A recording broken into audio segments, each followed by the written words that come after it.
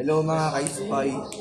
Sir, may tanong lang po ako. Ano po ba ang pinagkaiba ng Pactum Probandum sa Pactum Probans? Okay mga ka-spy, sasagutin natin yung tanong na ano ba ang kaibahan ng Pactum Probandum at Pactum Probans. Yung Pactum Probans, pag sinabi mo kasi Pactum, kasi may Pax. Pax yun from the root word Pax. Merong usapin, may Pax, may pangyayari. So pag sinabing Pactum Probandum, ito yung teorya na kailangan mong patunayan sa pamamagitan ng mga ebidensya. Kumbaga meron kang isang sitwasyon o senaryo na gusto mong patunayan na pangyayari, kailangan meron kang mga ebidensya. Pactum Probandum yon.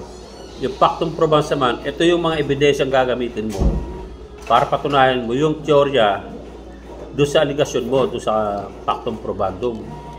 So kung may aligasyon ka, patutunayan mo yon sa pamamagitan ng ebidensya. Yun yung tawag na Pactum Probandum. Pactum Probans naman, ito yung mga mismong ebidensya ang gagamitin mo para patunayan mo yung Pax na o yung aligasyon mo.